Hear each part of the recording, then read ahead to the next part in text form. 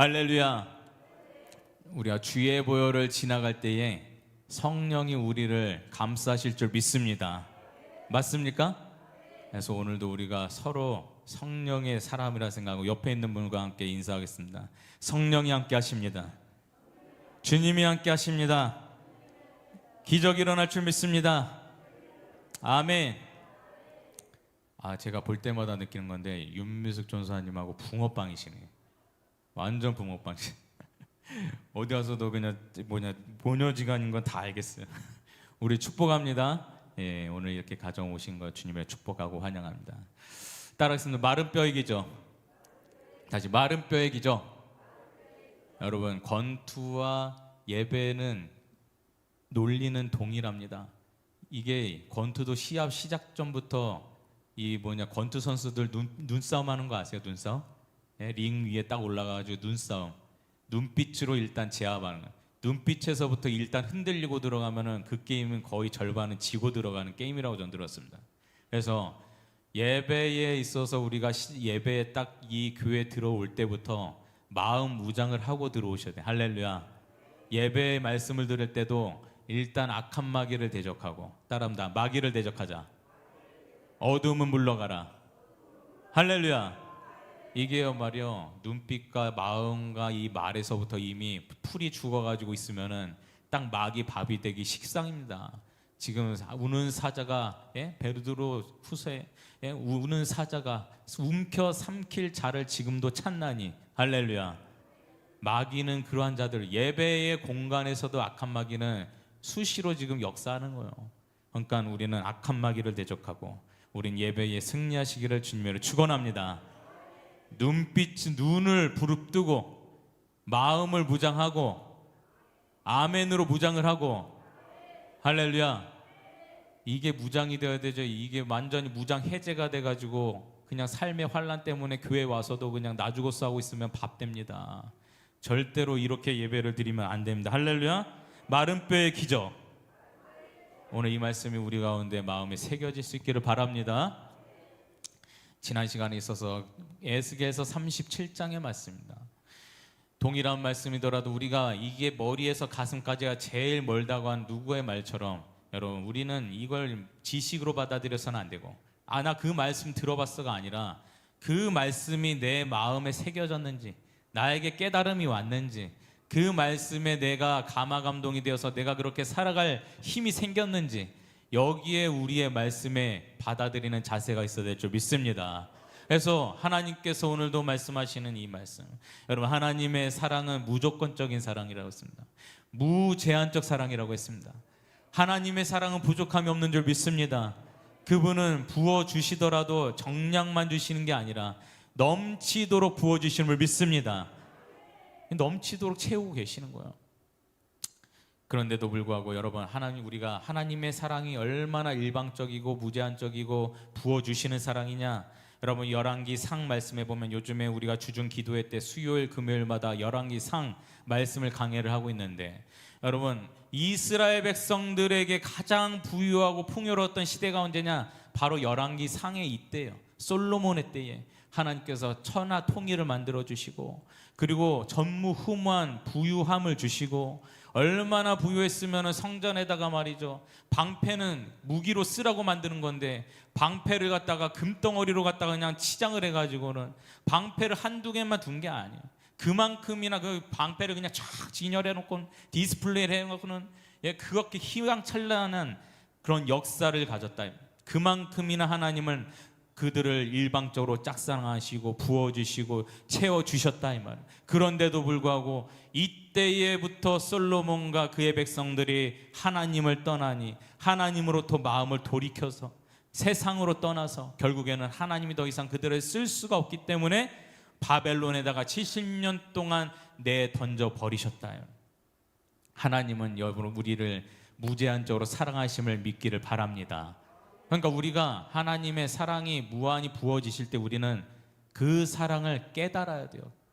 오늘 이 하루에도 우리의 평범한 일상이 그저 거저 주어진 하루라고 생각하십니까? 히터 좀 꺼보세요.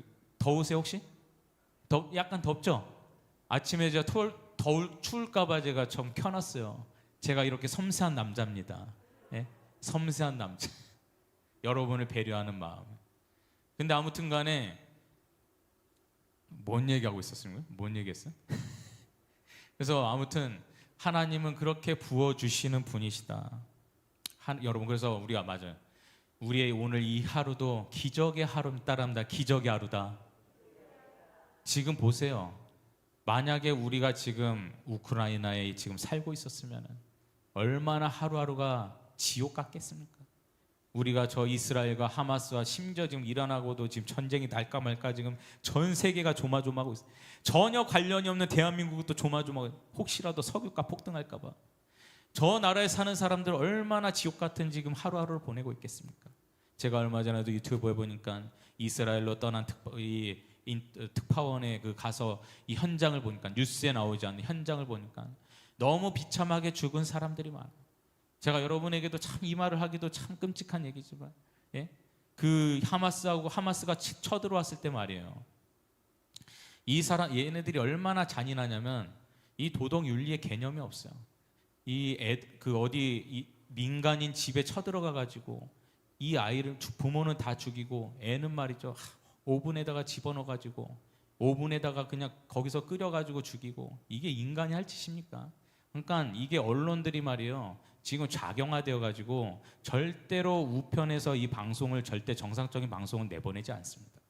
사람들의 의식 구조를 자꾸 작용화되게 만드는 거예요. 이스라엘이 무조건 잘못된 나라다. 저 나라가 힘으로 지금 탄압하고 있다. 어쨌든 간에 우리에게 주신 하루는 오늘도 기적의 하루인 줄 믿습니다. 병원에 보세요. 저는 예전에 원로 목사님 한창 병원 생활할 때 전 그 병원에서 있으면서요, 그 밖에서 돌아다니는 화창한 봄날에 돌아다니는 그 사람들의 웃음을 보면서 저들의 세상과 나의 세상은 다르다. 저 하루가 나에게는 기적의 하루다. 그 하루를 생각하는 사람들이 병원에서도 여전히 병원 생활에 지옥 같은 하루를 보내고 있어요. 그러니 오늘 이 하루를 주심을 우리는 무한한 감사로 감사하시길 주님으로 축원합니다. 그래서 여러분, 하나님은 우리에게 무한한 사랑을 주셨단 말이에요. 그 사랑의 고백이 성경에서 가장 잘 나타난 곳이 어디냐? 그게 아가서입니다. 따라서 아가서 한 번이라도 보신 적 있으세요? 아가서는요, 우리가 솔로몬이 술람미 여인에 대한 고백의 프로포즈의 성경이에요. 그런데 이것은 영적인 메시지는 뭡니까? 솔로몬 같은 왕 대신 하나님께서 술람미 여인과 같은 우리의 보잘것없는 우리 한 사람 한 사람에 대한 무조건적인 사랑의 고백서라 이 말이에요. 할렐루야. 술람미 여인이란 사람 누구냐? 여러분, 솔로몬은 700명의 첩과 300명의 이 왕비를 데리고 살았던 1000명. 예? 1000명을 하루에 한 번씩 만나려고 해도 3년 가까이 걸립니다. 한 바퀴 도는데 그게 제정신으로 사는 인생입니까? 어쨌든 간에 이 솔로몬이 데리고 이 아내로 맞았던 사람들은 말이에요, 다 출신들이 이방국, 이 주변의 나라들의 애굽으로부터 뭐 길르앗 뭐 할 것 없이 주변 나라들의 왕궁의 딸, 뭐 왕족들, 귀족들 다 본 근간이 있는 사람들이에요. 근데 이 술람미 여인은 누구냐? 근본이 없어요. 족보가 없어요. 그냥 어디서 왔는지 알 수가 없지만 성경에 의해 추정을 해보면은 흑인 계열로 추정을 합니다. 여러분, 당신은 흑인의 이 사람을, 지금도 인종차별이 많지만 또 이 여인은 지금으로 치면은 수수한 여인이요, 꾸밀 줄 모르는 여인이요, 그냥 저기 시골에 그냥 감자밭에서 감자 캐는 그런 여인, 예? 그런 여인에게 이 솔로몬이 마음이 같다. 하나님의 마음이 보잘것없는 것 같은 세상에 주목하지 않는 저와 여러분을 무제한적으로 택하시고 무조건적으로 택하시고 무제한적으로 사랑하심을 믿습니다. 그게 하나님의 사랑인 거예요. 그 사랑을 이스라엘에게 주셨는데 이스라엘이 그 사랑을 외면하고 배신하고 거부하고 떠났다. 저를 따라합니다. 마음을 떠났다. 열왕기상 11장에 보면은 자주 등장하는 말이 있어요. 솔로몬이 하나님으로부터 마음을 돌이켰다. 하나님으로부터 마음을 돌이켜서 세상을 향했다. 여러분, 하나님께 우리의 마음이 있기를 바랍니다. 그래서 이스라엘 백성들이 결국에는 그러한 죄를 범함으로 말미암아 이스라엘 백성들이 이제는 예배의 자리에 나오질 않는 거예요. 기도의 자리에 나오질 않는 거예요.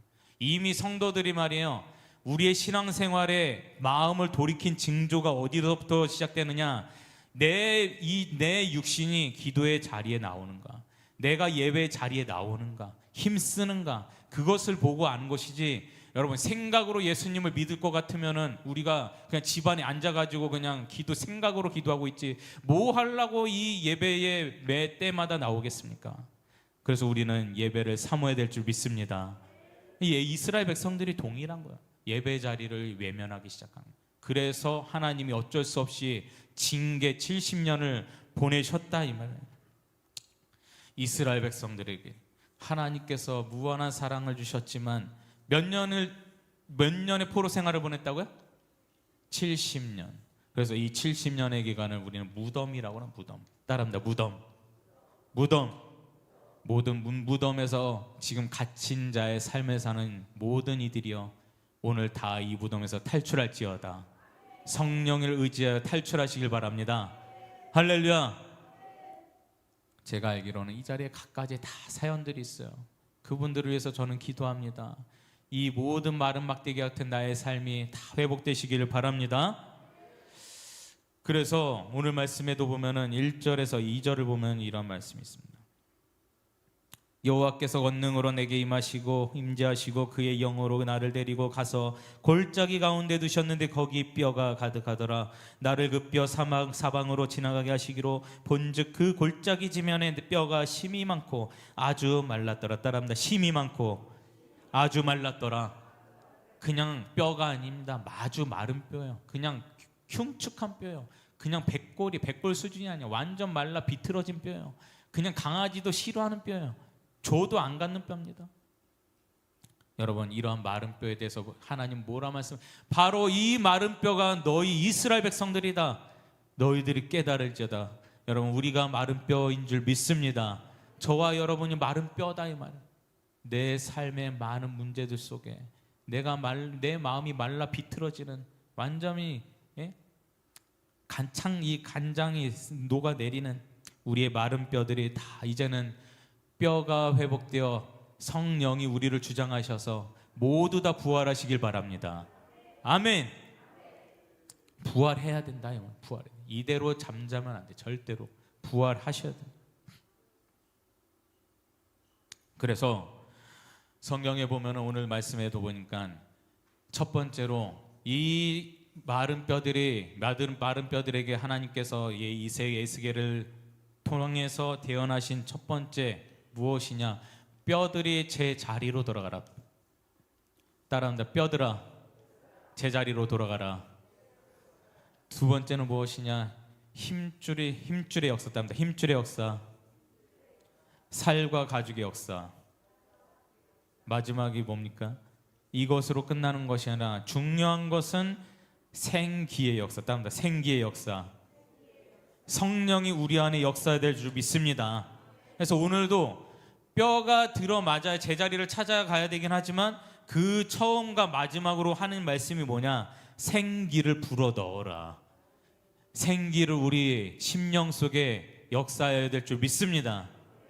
따라합니다. 주여 주시옵소서. 성령이 내 안에 임하옵소서. 이 간절함이 있어야 됩니다. 할렐루야. 그래서 이 네 가지를 이 에스겔을 통하여 대언을 했다 이 말이에요. 그래서 이 하나님의 말씀을 대언했는데, 여러분, 항상 우리의 삶이 회복되고 또 우리가 하나님의 능력이 나타나고, 역사적으로 봐도 우리 개인적으로 봐도 항상 위기가 있고 중요한 때에는 하나님께서 이렇게 저렇게 말씀을 하시고 사람도 보내보시고 또 친구도 보내보시고 또 환경을 통해서도 하나님이 깨달아 보기도 하시지만, 그게 안 될 때 최후의 보루로 무엇을 택하시느냐? 선지자를 보내시는 거예요. 선지자. 따라합니다. 선지자를 통해서 직접 말씀하신 거예요. 대언하도록 하나님의 말씀을. 그래서 여러분, 만약에 에스겔이 없었으면 이스라엘 백성들이 깨달을 수 있었습니까? 아니에요. 못 깨달으니까 지금 포로로 왔죠. 이미 마지막 최후의 보루로 하나님께서 대언하시도록 보내셨다 이 말. 저와 여러분이 이 시대의 선지자가 되어야 될 줄 믿습니다. 가정에다 선지자적인 사명을 가지시길 바랍니다. 여러분의 주변에 있는 사람들에게 다 여러분이 있는 곳에서 선지자적 사명을 회복하시길 바랍니다. 이 시대의 교회의 성도들의 불행은 뭐냐? 한국교회의 불행은 뭐냐? 사명을 잃어버린 시대를 살고 있는 거예요. 그래서 여러분, 선지자는 무슨 마음을 가져야 되느냐? 항상 미움받을 용기가 있어야 돼요. 미움받을 용기. 왜? 하나님의 말씀을 전하는 것은 사람들에게 미움받을 수밖에 없기 때문에, 사람들이 싫어하는 말을 해야 되기 때문에, 책망을 해야 되기 때문에. 맞습니까? 그래서 우리는 그래서 선지자는 정의를 물같이, 공의를 강같이, 따릅니다. 정의를 물같이, 공의를 강같이, 공의를 강같이. 선지자적 사명이 여기에 있다. 그래서 선지자는 싸우는 사람이에요. 불의와 싸우고 죄와 싸우고 성도들의, 백성들의 가는 길에 잘못된 길을 돌이키기 위해 책망을 하는, 이것이 바로 선지자적 사명인 줄 믿습니다. 하나님의 말씀이 선포되려면 선지자는 항상 미움받을 용기에 담대함이 있어야 되는 거예요. 근데 그래서 여러분, 이 말씀에 의해서 우리가 생각할 때에, 그래서 이 시대에 책망하지 않고 책망이 없는, 칭찬만 하는, 당근만 주는 설교를 조심하시길 바랍니다. 그러한 설교자를 주의하시기 바랍니다. 할렐루야. 저도 여러분한테 인기 얻으려면 좋은 얘기만 하면 돼요. 위로의 설교, 사랑의 설교, 항상 품는 설교, 절대 책망하지 않는, 듣기에는 좋으나 우리의 영혼을 갉아먹는, 좀먹는 설교밖에 될 수밖에 없는. 그래서 우리는, 여러분들은 책망하는 설교자를, 목회자를 항상 사랑하시기를 주님으로 축원합니다. 제가 말이에요, 젊은 목사가 돼가지고 책망하는 설교하고 얘기하면은, 그게 상당히, 제가 나이라도 많으면은 말이죠, 나이가 있으면 그래도 그나마 낫지만, 젊은 목사가 그냥 버릇도 없다고 그렇게 생각하지 않겠어요? 그러나 우리가 사람을 기쁘게 하려, 하나님을 기쁘게 하려, 우리는 하나님을 바라며 우리는 신앙생활해야 될 줄 믿습니다. 주의 이름을 부르는 자는 구원을 얻을 것이요, 로마서의 말씀에 의하면 믿음은 듣는 데서 나나니. 할렐루야. 믿음은 듣는 데서부터 나는 거예요. 그래서 선지자가 하나님의 말씀을 제대로 전하지 않으면은 믿음이 생기기가 어려운 거예요. 따라합니다. 주여 듣는 길을 주옵소서. 책망하는 얘기를 하면 그래서 째려볼 거예요, 안 째려볼 거예요? 안 째려보지 마시고 긍휼의 마음으로 좀 보시길 바랍니다. 제가 그런 얘기하는 것도 얼마나 제가 힘들겠습니까? 제가 그 기싸움하는 게 쉽지 않습니다. 그래서 이러한 마음을 가지고 예스겔이 선언을 하는데, 이스라엘 백성들이 원래는 어떠한 지금 상황이었느냐? 이 백성들이 70년 동안 포로 생활하는 중에 그래도 이 포로 생활하면서 서로 의지하고 연대가 되고 하나 되어야 될 민족성을 가져 하나 되어야 될 텐데, 이 사람들이 포로로 가면서까지 거기서 싸우고 있는 거예요. 당파짓고 싸움이 있는 거예요. 고린도전서 1장에 보면은 어떤 사람은 고린도 교회 안에 그리스도파요, 바울파요, 게바파요, 이러한 싸움을, 당파짓는 싸움을 하고 있나니 똑같은 거예요. 전쟁에서 저 포로가 돼가지고 왜 포로가 되었는지 깨닫지를 못하고 여기서도 서로 그냥 물고 뜯고 싸우고 있는 거예요. 그러한 사람들이 분열되고 이기심이 충만했던 이 백성들이 말이에요, 하나님의 말씀, 에스겔의 선지자의 말씀이 선포되니까 뼈들아 제 자리로 찾아가라. 따라합니다. 뼈들아 제 자리로 찾아가라. 말씀이 선포되니까 이스라엘 백성들이, 분열되었던 이 백성들이 말이에요, 그 사람들이 예배의 자리로 하나 되기 시작하는 거예요. 그들이 기도의 자리로 모이기 시작하는 거예요. 그들이 이제는 싸움을 그치고 서로 하나 되기를 열심을 도모하고 있는 거예요. 할렐루야. 우리 대한민국에, 여러분 지금 이 위기가 어디서부터 왔습니까? 지금 나라가 왜 이렇게 시끄럽습니까? 한국 교회의 분열에서부터 시작합니다. 한국 교회가 지금까지 분열하고 당파짓고 싸움 짓는 어려움에 지금 이 시기 동안에 대한민국의 위기를 키워온 거예요. 그래서 우리는 이 한국 교회를 위해서 우리는 기도해야 될 줄 믿습니다. 우리가 왜 정치적인 일에 간섭을 하고 우리가 기도를 합니까? 한국 교회를 살리기 위한 거예요. 우리를 살리기 위한 거예요. 할렐루야. 한국 교회를 위해서 우리가 기도해야 될 줄 믿습니다. 하나됨을 회복해야 되는 거예요. 남한과 저 북한과 대한민국도 하나됨을 결국에는 회복해야 될 줄 믿습니다. 이게 우리의 기도의 큰 제목이다 이 말입니다. 그래서 이들이 선포되고 하나 되었습니다. 근데요, 이스라엘 백성들은 그들이 절대로 이 굴레에서 벗어날 거라고는 상상도 하지 못했어요. 그런데요, 말씀이 선포되니까, 말씀이 선포되고 나니까 안 될 것 같은 상황과 이 모든 문제들이 말씀이 끌고 가는 거예요. 말씀이 상황을 끌고 가는 거예요.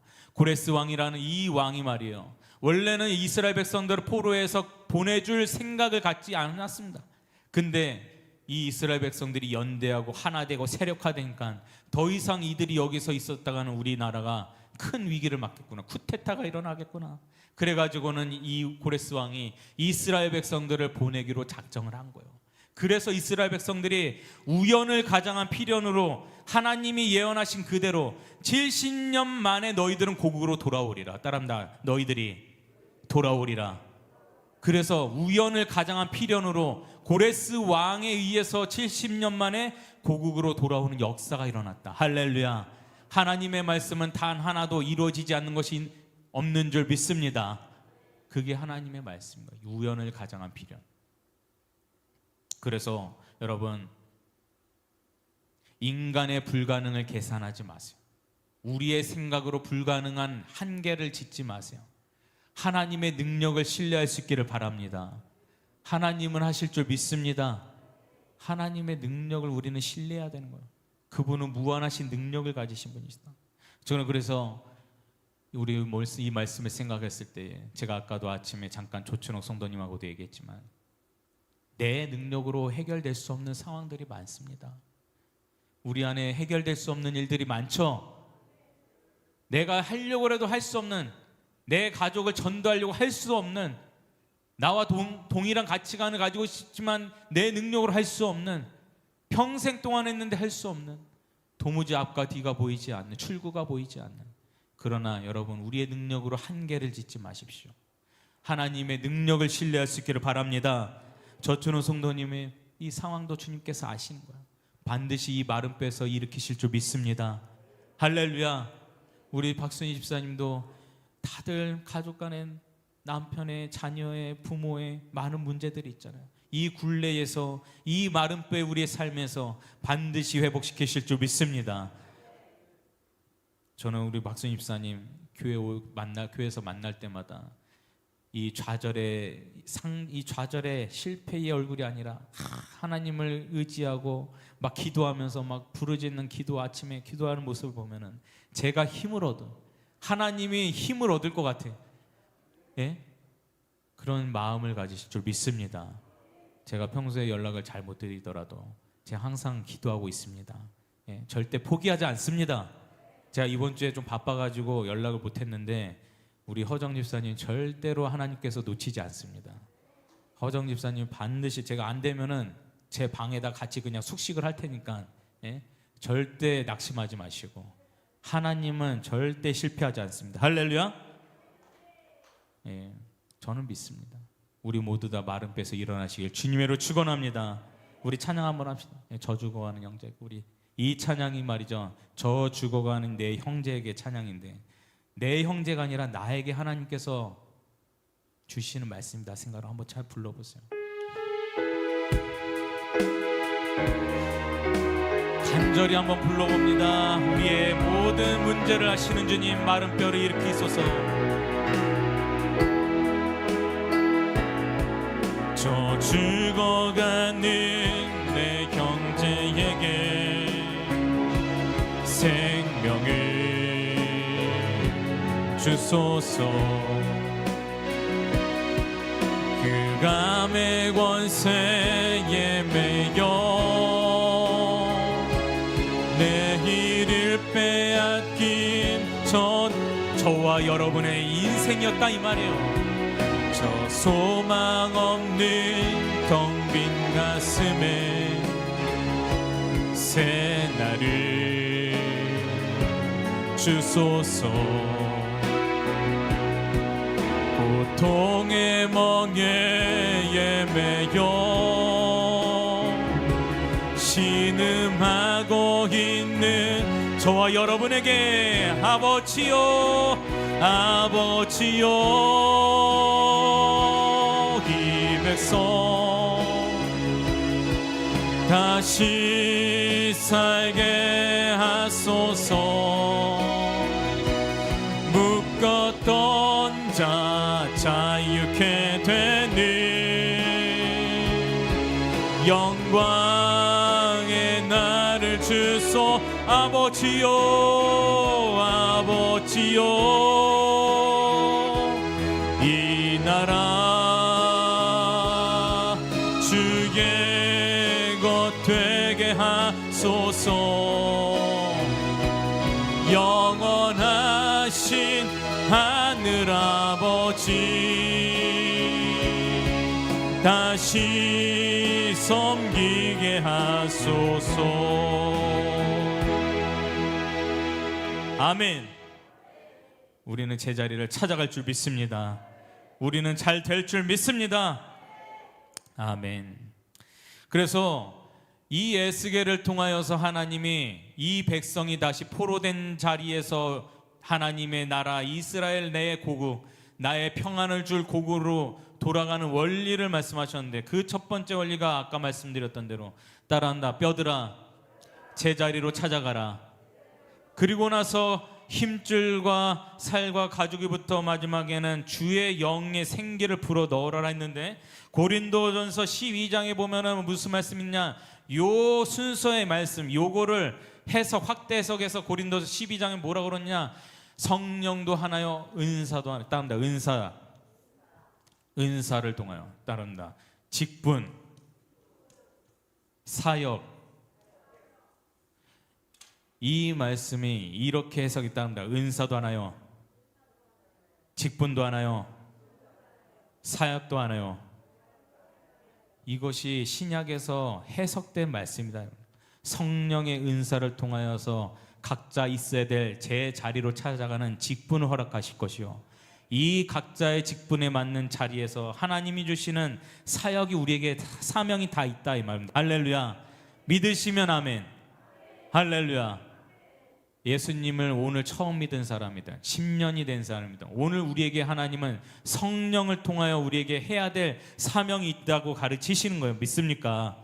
그래서 뼈들이 각자 자리에 맞춰 돌아가야 되는데, 머리뼈는 머리에 있어야 되고 발가락뼈는 발가락에 있어야, 갈비뼈는 갈비뼈에 있어야 될 것인데, 만약에 발가락뼈가 머리에 있으면 어떻게 되겠습니까?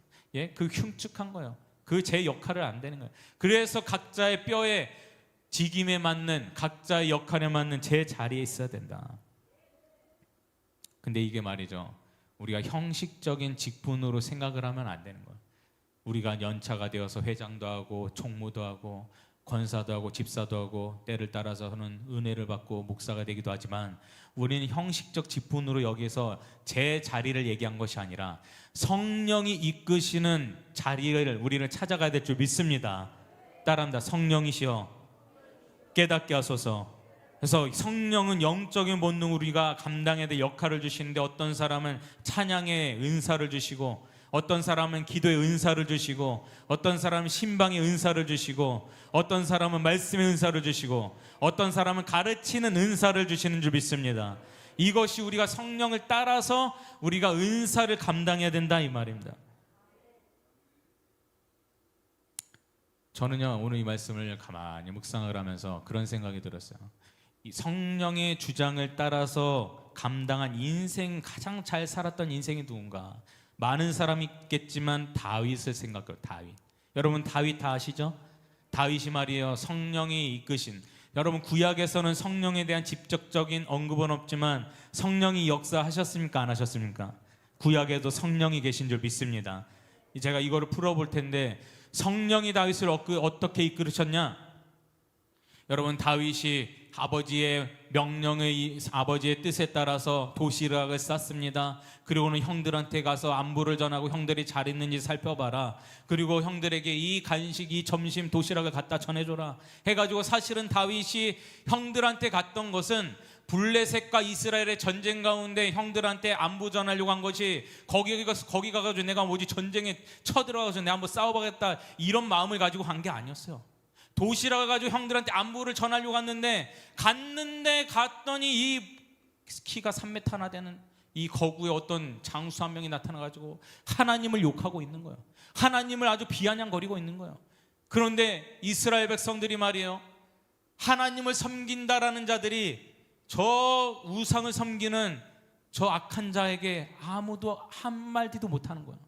아무도 언급을 못하는 거예요. 그와 싸울 생각을 못하는 거예요. 왜냐하면 내 눈에 봤을 때 너무나도 큰 장수가 저 사람과 붙었다가 내가 그냥 끝나버린다. 우리는 이미 졌다. 나갈 사람이 없는 거예요. 그 모습을 보고 성령께서 다윗에게 명령하신 거예요. 성령이 다윗을 이끄신 거예요. 할렐루야. 맞습니까? 성령이 다윗을 주장했다 이 말이에요. 다윗이 거기서 그냥 괜히 그냥 화가 나가지고 괜히 기분 나쁜 일도 있는데 화가 나가지고 그냥 거기 덤벼들어가지고 싸운 게 아니다 이 말입니다. 성령이 의분을 주신 거예요. 분노케 하신 거예요. 하나님은 역전의 하나님이세요. 장수를 보내시지 않았습니다. 제일 작고 미련하고 미천하고 목동이었던 군인도 아니에요. 싸움 군인 제식훈련, 군인 훈련을 받아본 적이 없어요. 그냥 도시락 들고 형한테 먹을 것 주러 왔는데 거기서 완전히 눈이 돌아버린 거예요. 성령의 이끄심을 받아가지고. 그래서 다윗이 골리앗과 싸운 줄 믿습니다. 그래서 성령이 어떻게 그에게 인도하셨는지 다윗의 한 말을 들어보면 알 수 있다 이 말이에요. 너는 칼과 창과 단창으로 나오거니와 나는 너가 증오하고 멸하는 만군의 여호와 이름으로 너에게 나아가노니. 할렐루야. 만군의 이름으로 너에게 나아가나니. 할렐루야. 성령이 그냥 물맷돌을 던지는데 거기에 그냥 ICBM, 미국, 북한이 맨날 미사일 싼다고 막 그러는데 막 그냥 물맷돌이 말이야. 그냥 돌이 아니라 ICBM, 그냥 이게 돌이 그냥 저쪽으로 던졌다가도 이 돌이 그냥 돌아가지고 그냥 표적이 이미 정해져 있어요. 표적으로 무조건 달려가는 거야. 하나님의 성령이 돌을 밀어 계신 거야. 할렐루야. 우리가 헛발짓을 하더라도 성령의 말을 하면 하나님은 능력으로 역사하실 줄 믿습니다. 그러니까 이 다윗이 말이에요, 골리앗하고 싸우겠다고 사울 왕한테 갔다 이 말이야. 딱 가가지고 왕이시여 제가 싸우겠습니다. 그러니까 다 웃고 있는 거야. 키득키득거리면서. 왕이시여 이게 지금 이게 소년이 와가지고 지금 전쟁에 나가겠네. 야 데리고 나가라. 근데 다윗의 눈빛에서 그래도 사울이 그때는 그래도 하나님을 의지하는 사람이었습니다. 그래가지고 그 눈빛에서 하나님의 인도하심을 조금을 본 거예요. 눈빛이 예사롭지가 않다. 그래서 사울이 이 갑옷을 다윗에게 갑옷을 입히는데, 이 갑옷이 맞습니까? 안 맞아요. 안 맞으니까 다윗이 다 갑옷을 벗어버리고 그냥 나갔지만, 여러분, 다윗이 눈에 보이는 갑옷을 입은 게 아니라 성령의 갑옷을 입으신 줄 믿으시기 바랍니다. 에베소서의 말씀에는 성령의 검을 줄 것이요, 구원의 투구를 쓸 것이요, 복음의 평안의 신발을 신을 것이요, 의의 흉패를 착용할 것이요. 우리는 눈에 보이는 갑옷이 아니라 성령으로 무장되어야 될 줄 믿습니다. 그 무장을 하고 골리앗과 싸웠다. 그래서 다윗이 성령의 이끌림을 받아 성령이 주장하시는 자리에서 사명을 감당했다. 근데요, 이 다윗이 말이에요, 다윗에 대해 한 번 더 얘기할 텐데, 다윗이 이후에도 성령이 이끄셔서 두 번째 오피셜하게 등판한 자리가 있는데, 그 자리가 언제냐? 사울 왕이 두통이 심했던 때가 있었습니다. 성경에 의하면 마귀가 하도 괴롭혀가지고 이게 밤잠을 설치고 두통이 끊어지지가 않다고 그랬어요. 그래가지고는 가진 많은 방법대로 약도 먹어보고 이런저런 처방도 해봤지만 안 돼가지고 결국에는 누구를 불러내느냐? 다윗이 등장합니다. 다윗이. 따라합니다. 다윗이 왜 등장했을까요? 다윗은요, 보세요, 전쟁에 다윗이 골리앗하고 싸울 때에도 전쟁에 대해서 배워본 적이 없는 사람이에요. 다윗은 악기를 정식적으로 배워본 사람이 아니에요. 그는 뭐 음대를 다녀가지고 찬양을 하고 이런 사람이 아닙니다. 그냥 목동이에요, 목동. 근데 어떻게 해서 다윗 왕을 위로하기 위해서 왔습니까? 성령이 주장하신 거예요. 너가 가서 왕의 모든 악령을 쫓아내라. 따라합니다. 마귀를 쫓아내자. 주여 능력을 주세요. 그런 능력 하나쯤 있으면 삶이 상당히 평안합니다. 할렐루야. 마음이 힘들고 괴로울 때에 우리가 보이지 않는 마음을 어떻게 약을 먹이겠어요? 주의 성령의 나팔을 부는 거예요. 다윗이 비파를 켜면서 찬양을 할 때요, 어떤 약으로도 치료되지 않던 이 사울이, 이 왕이요, 단잠을 자고 마음의 평안을 얻었다고 그랬습니다. 두통이 떨어졌다고 했습니다. 이러한 능력이 저와 여러분에게 있기를 주님의 이름으로 축원합니다. 이게 성령이 주관하시는 자리에 있는 자의 능력인 거예요. 맞습니까? 성령을 따라가시길 바랍니다. 따라합니다. 제자리를 찾아가자. 그 축구에서 보면은 예전에 2002년 월드컵 때, 월드컵 다 보셨죠? 2002년 월드컵. 예, 강화문에 나가셨어요 혹시? 예? 거기서 만세 부르고 2002년 월드컵 때 말이에요. 그 축구도 다 자리가 있잖아요. 공격수도 있고 수비수도 있고 골키퍼도 있고 하는데, 김병지라는 골키퍼가 말이죠, 이 완전히 정신이 그냥 맛이 가가지고는, 골키퍼인데 그냥 골 넣겠다고 그냥 앞에 그냥 뛰쳐나가가지고는 공격수처럼 막 휘젓고 다니니까 히딩크가 놀래가지고 카메라 잡는데 막 당황해가지고, 히딩크가 완전히 분노해가지고는, 예? 그래가지고 게임 끝나고는 들어가가지고는 욕 엄청 먹었다고. 여러분, 축구에서도 다 제자리가 있습니다. 축구에서도 수비수가, 여러분 오늘 형 손흥민, 공격수 손흥민인데 골키퍼가 말이에요, 나 오늘 컨디션 좋으니까 흥민이 형 나랑 자리 좀 바꾸자, 형이 좀 골키퍼 보고 내가 공격수 할게, 이러면 돼요 안 돼요? 아니 완전히 그냥 나라 발칵 뒤집혀지는. 우리의 신앙생활에 있어서도 다 자리가 있는 줄 믿습니다. 제가 예전에 그냥 이거 축구 얘기하니까 생각이 나서 그런데, 제가 예전에 우리 교회 청년들하고, 제가 청년 때인데 말이죠, 옆 동네 교회 청년들하고 교회 몇 군데 연합해서 축구 대회를 했습니다. 저기 중계동에 어디 운동장에서 축구를 시작하는데, 우리 교회는 그 감독이 없어가지고 막 자기들끼리 여기저기 막 포지션 해가지고 시작을 하는데, 전반 끝나면서 그냥 개싸움이 돼버렸어. 왜 나한테 공격수 시켜가지고, 왜 나는 수비수 시켜가지고, 옆에 교회들한테 막, 교회들이 막 쟤네는 교회가 맞냐? 막 자기들끼리 막 싸우고 막 교회. 여러분, 우리 가정에도 자리가 있습니까 없습니까? 따라합니다. 가정에 자리를 지키자. 가정에 다 자리가 있는 줄 믿습니다. 여러분, 우리는 지금 우리 평등주의 시대를 살고 있습니다. 평등이라는 말이 좋게 들리지만 교회에는 질서의 하나님이십니다. 따릅니다. 질서의 하나님이시다. 성경 어디에 평등의 하나님이시라는데 본 적 있어요? 그런 내용들이 있습니까? 예? 성경에 그런 내용 없어요. 여러분, 우리가 1시간 일하는 사람 1시간의 삭스 받는 것이고, 10시간 일하는 사람 10시간의 삭스 받는 것이고, 천국도 마찬가지예요. 순교자에게 하나님은 가장 높은 면류관을 허락하신다고 하셨습니다. 그래서 가정에서도 우리가 각자의 자리가 있다.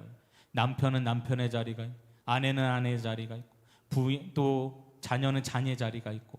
그래서 가정의 대장은 누구입니까? 지금부터 약간 이제 시험들 준비를, 이제 마음에 단단한 준비를 하세요. 가정의 대장은 누구예요? 남편. 따라합니다. 남편. 가정의 머리는 누구입니까? 남자입니까? 여자입니까? 가정의 머리가 남자예요? 여자예요? 여자? 여자라고 하신 분 있어요? 따라한다. 머리는 남자다. 저는 성경에 없는 얘기는 안 하겠습니다. 고린도서의 말씀에 보면 바울은 말했습니다. 여자의 머리는 남자요, 남자의 머리는 그리스도이심을 믿으시길 주님으로 축원합니다. 가정의 말이에요. 보세요. 이게 사람의 몸이라 했을 때 가정의 머리에는 남자예요. 남자인데, 요즘에 이 가정의 문화를 보면은 아내도 머리가 되겠다, 자식들도 심지어 머리가 되겠다. 이게 지금 정상적으로 보여집니까 이게? 예? 가정의 머리가 두 개는, 여러분 사람의 몸에 머리가 두 개인 사람은 샴쌍둥이인가 그렇게 얘기하죠. 그 기형아란 말이에요. 기형아. 머리가 2개인 사람은. 머리가 3개인 건 어떻게 된 거예요? 이러면 됩니까? 안 됩니까? 안 된다 이 말이에요. 따라합니다. 하나님은 질서이시다. 교회도 질서다. 이게 말이죠. 심증적으로 나는 저 말에 대해서 부정하겠다는 사람은 이미 내 생각 자체가 성경에서 작용화되었다는 걸 빨리 깨달아야 돼요. 성경을 우리는 그대로 우리는 받아들여야 될 줄 믿습니다. 하나님께서 생리적으로 물리적으로 모든 하나님께서 이미 택하셔서 남자는 머리가 되게 하시고 여자는 손과 발이 되게 하시고 자녀들도 손과 발이 되게 하신 줄 믿습니다. 그렇게 만드신 거, 질서를 만드신 것이지 어떻게 다 같이 머리가 되겠다고 하냐 이거를. 거꾸로 가는 세상. 그래서 이 세상의 문화를 보면은 문화로, 정서로, 트렌드로, 여론으로 이런 가지가지의 것들로 사탄은 어쨌든 성경을, 교회를 무너뜨리는 전략을 가져야 되기 때문에 가지가지의 것들로 지금도 우리의 가정을 무너뜨리기 위해서, 교회를 무너뜨리기 위해서 수많은 생각들과 이 많은 여론전으로 오염을 시킨다 이 말. 그러니 우리 여자 되시는 모든 아내 되시는 분들이요, 오늘부터는 남편을 머리로 존경하시기를 주님으로 축원합니다. 제가 꼭 물어봅니다. 남자 되시는 분들이요, 내 몸, 그리스도가 몸된 교회를 죽기까지 사랑하는 것과 남자를 머리로 섬기는 것 중에 둘 중에 누가 더 힘들겠는가? 여러분, 남자는 아내를 목숨을 걸고 지켜야 되는 거예요. 할렐루야. 그러니 남자를 머리로 섬기는 일에 너무 기분 나빠하지는 마세요. 예? 벌써 기분 나빠한 것 같은데. 따라합니다. 질서에 하나님을 따르자. 얼마 전에 그 손흥민 아버지, 손흥민 축구 선수 아시죠? 손정웅, 이름이 손정웅. 이미 공인이 돼버렸어. 하도 손흥민이 떠가지고 이제는 아버지가 공인. 왜 그 아버지가 주목을 받았는지 다 아시죠? 10대 때부터 너무나도 헌신적인, 아들을 위해서 내 삶을 완전히 헌신한 그 헌신이 너무나도 아름답고 곡이 너무나도 참 본이 돼서, 그래서 주목을 받았고 지금까지도 그 아버지가 회자되고 있습니다. 여기저기 방송에도 나고. 그분이 얼마 전에 책을 썼습니다. 근데 그분이 얼마 전에 여러 인터뷰를 한 내용을 보니까 그런 말을 있더라고요. 주변에서 기자가 물어본 거예요. 기자가 손흥민하고 너무나도 이렇게 친구처럼 잘 지내는 것 같은데, 아버지 부자지간의 친구처럼 이렇게 잘 격없이 잘 지내는 것 같은데 어떻게 생각하냐 물어보니까 그 손흥정 아버지가 뭐라고 얘기했느냐? 친구 같은 아버지는 직무유기다라고 그랬어요. 직무유기다. 그게 손흥민 아버지가 하신 얘기예요. 저는 이 말을 들으면서 참 이분은 예수를 믿지 않는 분 같은데도 성경 같은 얘기를 한다. 친구 같은 아버지요? 그것은 직무유기입니다. 어떻게 친구가 친구의 나쁜 습관을 고쳐주겠습니까? 어떻게 친구가 친구의 잘못된 길을 가는 것을 바로 잡아줄 수 있겠습니까?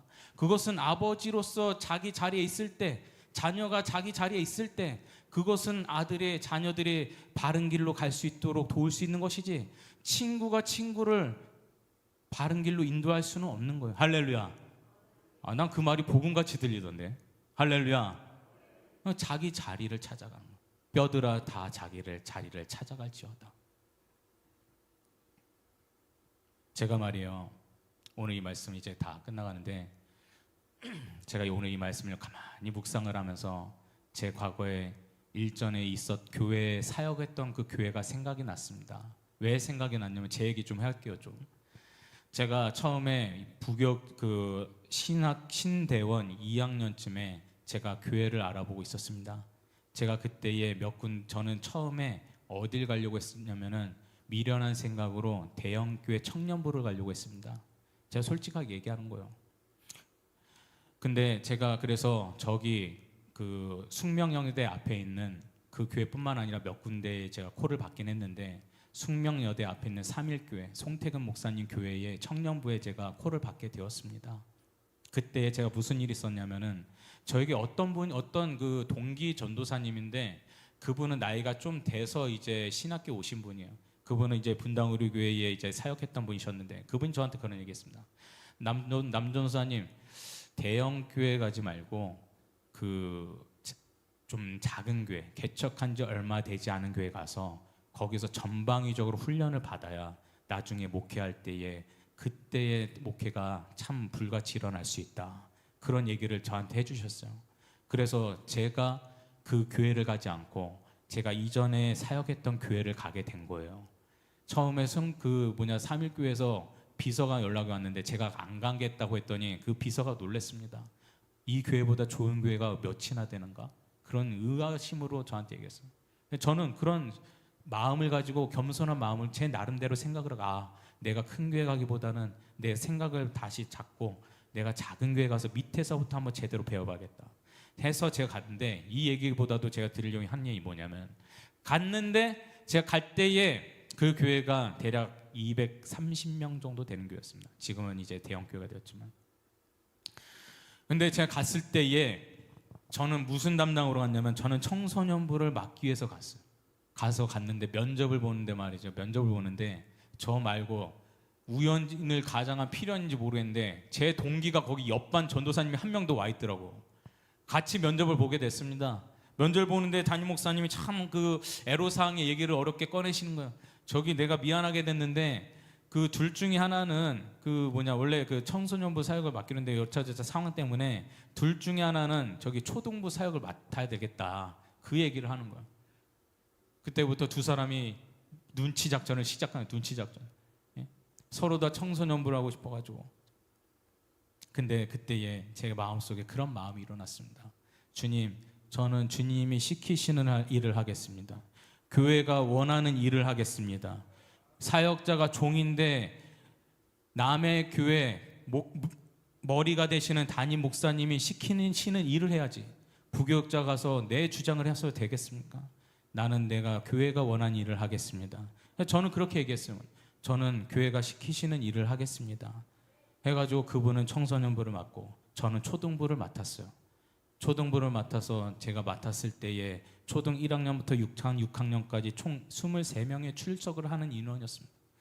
제가 지난번에도 말씀드렸지만 마지막에 제가 초등부 사역을 마쳤을 때에 300명 넘는 인원으로 부흥했습니다.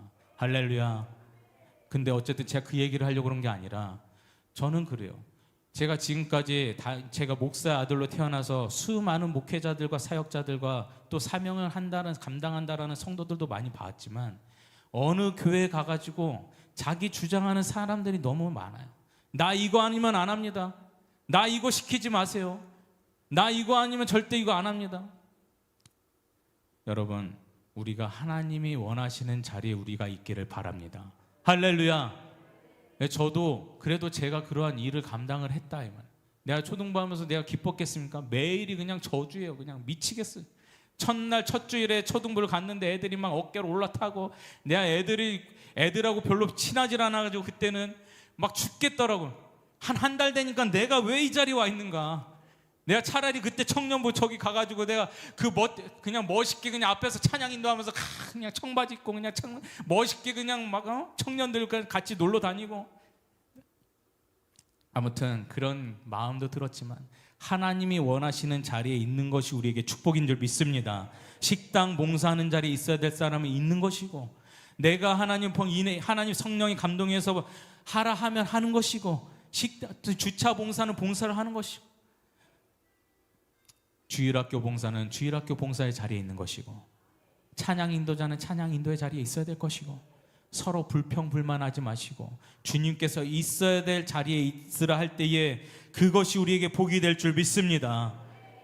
그것을 우리에 따라가야 되는. 그러니까 여러분, 성령께서 우리를 제 자리로 찾아가게 하실 때에 그러면 성령님이 그냥 환상 중에 아들아 딸아 이렇게 얘기하시는 게 아니라, 그거는 만에 하나 천에 하나 평생에 한번 있을까 말까 하는 일이에요. 그게 그러니까 성경이 기록이 된 거지. 대부분은 하나님께서 공교회의 질서에 따라서, 따릅니다. 공교회의 질서를 따르자. 이것은 무슨 말씀이냐? 가정에서는 남편이 머리요, 교회에서는 담임 목사가 머리라는 것을 잊지 마시길 주님으로 축원합니다. 이게 지금 이 말에 대해서 있다는 비판의 수위가 올라가려고 시작하는 거, 이것 또한 생각이 오염된 거다 이 말이에요. 어찌하여 성경을 그대로 순종하며 받아들일 생각은 안 하고 그 말 자체로 비판할 생각부터 하는 것은 누가 준 생각이냐 이 말입니다. 사실은 저도 이전에 그러한 생각을 가졌던 부끄러운 사람 중에 한 명이었습니다. 그러니까 제가 이 말을 드립니다. 우리는 하나님 말씀에 순종하고 우리는 교회의 공교회의 지도자의 말씀에 순종하여서 나는 감정적으로 싫어도 우리가 그것이 복된 길임을 우리는 깨달아야 될 줄 믿습니다. 우리가 그럴 때에 우리 비전 꿈의 교회 불같이 일어날 줄 믿습니다. 지금 교회의 기도 제목이 뭡니까? 첫 번째, 주여 교회를 일으킬 수 있는 12기둥을 주시옵소서. 따릅니다. 12기둥을 주시옵소서. 주실 것 같아요? 안 주실 것 같아요? 주실 줄 믿습니다. 우리는 하나님의 진리의 편에 서 있으니까. 이 시대는 성령을 소멸하는 시대지만 우리는 성령을 주장하니까, 성령 세례를 사모하니까 어떤 교회는 머리에 가득 찬 사람을 지도자로 세웁니다. 사역훈련, 제자훈련, 선교훈련, 무술훈련 받은 사람 다 아이템 하나씩 착용했습니까? 자, 이제부터는 집사건사 장로하십시오. 이게 아니라 성령 세례를 받은 자가 지도자가 될 줄 믿습니다. 나라와 민족을 위하여 애국운동을 할 수 있는 사람이 되어야 될 줄 믿습니다. 우리가 이러한 마음을 가져야 됩니다. 그래서 여러분 이제 말씀을 마칠 텐데, 예전에 김연아 발 보신 적 있으세요? 김연아? 피겨 스케이팅? 이게 발레. 예, 얼음장 위에서 발 보신 적 있으세요? 그 발을 화보로 찍었어요. 발을 화보로 찍는 일이 있습니까? 없습니까? 발을 보니까 막 흉측해요. 발이 그냥 막 뼈가 막 튀어나오고 그냥 내 발이 차라리 더 예쁘겠더라고요. 내 발을 찍어가는 게 더 예쁘겠더라고요. 예? 김연아 발 흉측해. 박지성 발 본 적 있어요? 그것도 화보로 찍었어요. 발. 그 발도 완전히 그냥 얼마나 발이 고생을 했는지. 예? 그 발을 왜 그런 발을 찍습니까? 그 발이 영광의 발입니다. 예? 얼굴만 영광이 아니라, 머리만 영광이 아니라 보이지 않는 발도 영광입니다. 따릅니다. 발도 영광을 받는다. 따릅니다. 발가락도 때 되면 은혜를 받는다. 맞습니까? 머리만 영광을 받는 게 아니에요. 박지성의 발, 김연아의 발, 그 발들이 얼마나 수고했으니까 그래서 그 박지성이 있고 김연아가 있고 그런 것이지, 발 없이 그런 존재가 나올 수 있어요? 발로 하는 거잖아요. 피겨스팅도 발로 하는 거고 축구도 발로 하는 거고. 그러나 발은 감춰져 있는 거예요. 영광스러운 여러분의 모든 수고와 헌신과 노력은 천국에서 해같이 빛날 것을 믿습니다. 여러분 묻혀 있다고 누군가 알아주지 않는다고 너무나도 그것에 대해서 속상하지 마세요. 알아주지 못해서 죄송합니다. 그러나 속상해하지 마세요. 그러나 하나님은 여러분들의 수고를 다 기억하고 계십니다. 반드시 보상할 것입니다. 30배, 60배, 100배의 결실을 맺게 하실 것입니다. 할렐루야. 우리 찬양합시다. 우리 당신의 그 섬김이 우리 해같이 빛나리. 이 찬양하면서 주님 나의 수고하시지요. 가정에서 내 모든 수고하시지요. 교회에서 빚도 아버지 이름도 없는 자리에서 수고하는 것 아시지요. 다 주님께서 우리의 모든 수고와 헌신 가운데 축복하실 것을 믿습니다.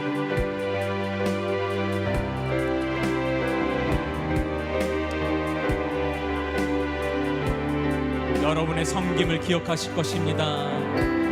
당신의 그 섬김이 천국에서 해같이 빛나리. 당신 여러분의 그 겸손이 천국에서 해같이 빛나리. 당신의 그 믿음이 천국에서 해같이 빛. 여러분이 그만큼 수고하셨다 이 말이에요. 내가 당신의 그 충성이 천국에서 해같이 빛나리. 믿습니다.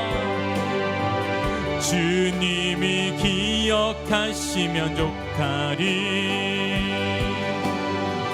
예수님 사랑으로 가득 가득한 모습